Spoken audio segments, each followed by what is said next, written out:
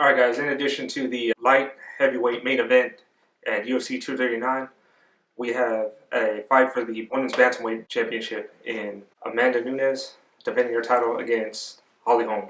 Now, Amanda Nunes coming off a huge historic victory over Chris Cyborg, which, you know, in my mind and in the majority of MMA fans' mind, makes her the greatest female fighter of all time. Yeah, there's no denying it. No denying it. Holm coming off a fairly one-sided victory over Megan Anderson in the 145-pound division, showing a big improvement in her wrestling game. You know, dominant victory, looking to keep that momentum and take with her to UFC 239 and try to get the upset over Amanda Nunes.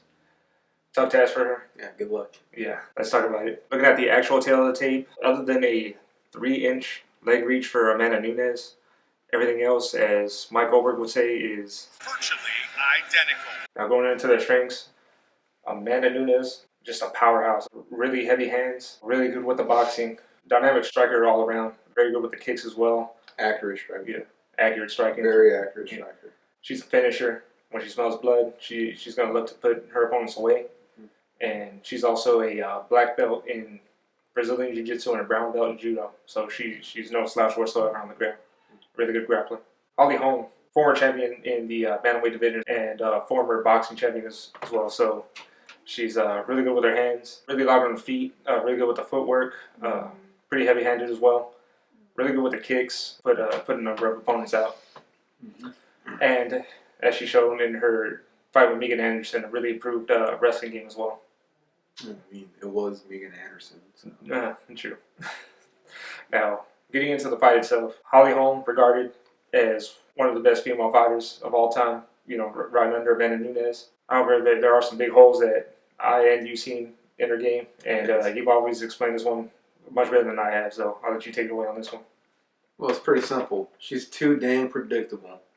I'm not a fighter, obviously, but I do have a fighter's body. Might confuse a lot of y'all out there, but I'm not. Yeah. Sorry to burst your bubble. I'm not. But she's so predictable. I've seen time and time again. She throws the same dang combinations. Couple of 1-2s followed with the leg kick. That's Holm in a nutshell. That's what I've seen. If I'm noticing it, Amanda Nunes' corner is noticing it as well. Yeah. Fix it. Change that up, sweetie. Yeah. Well, just like you said, man, from what I've seen as well, you know, for a former boxing champion, you would think she would have more than a 1-2 combination in there. I'm guessing her time in Jackson Wink has really turned her into a point fighting kickboxer. You know, because she generally likes to stay on the outside and you know, dart in with that 1-2. You know, if she can't dominate, if she can't get the knockout, that's what she's doing in her fights. You know, Amanda Nunes, nobody told you anything. You would think she was the former boxing champion. I got a straight killer. Yeah, straight killer. You know, really good with the straight punches, really good with the hooks. You know, body shots. And she's good at the kicking game as well. And she is a good grappler. So, you know, all around, I just see her as a much better fighter than the Holm. She does train under Jackson Wink, and they're really good at, you know, putting a game plan together. You know, she's going to have to be really loud on her feet. You know, really look to, you know, to outpoint Amanda Nunes. Because, you know, unless she connects cleanly, which she can, but I don't see it happening. You know, she's going to have to look to outpoint Amanda Nunes. You know, stay on the outside. Just go ahead and dart in with those combinations. You know, if that's all you're going to throw, you know, just go ahead and look to, you know, keep Amanda Nunes guessing. And like I said, stay light on the feet, use the footwork. She also has shown some improved wrestling, you know, with Amanda Nunes. We saw her have a really tough time with Kat Zingano. Kat Zingano actually won that fight where, you know, Zingano was able to put her on her back and get the ground and pound.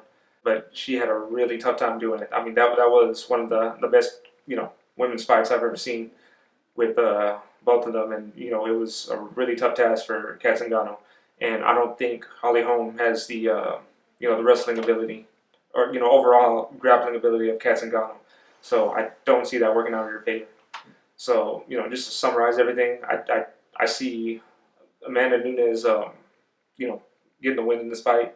even if Holly Holm does try to outpoint her from the outside, Amanda Nunes is going to have somewhat of a leg reach on her. And I think she can use those leg kicks and even those body kicks to tag Holly Holm. She's also going to be looking to pressure Holly Holm.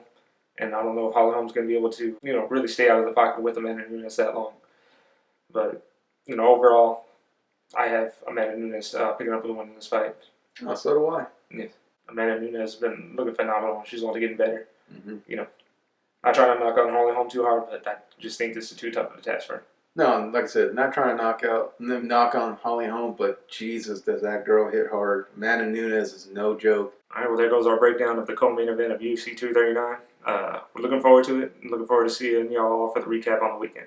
So thanks for watching. And I feel like I have to manage very well my time, waiting for the best moment. I don't need to try to find her. She has to come to me. I'm gonna wait. She can run and she can try to outpoint on me, but I'm gonna be sharp when I get at the right moment.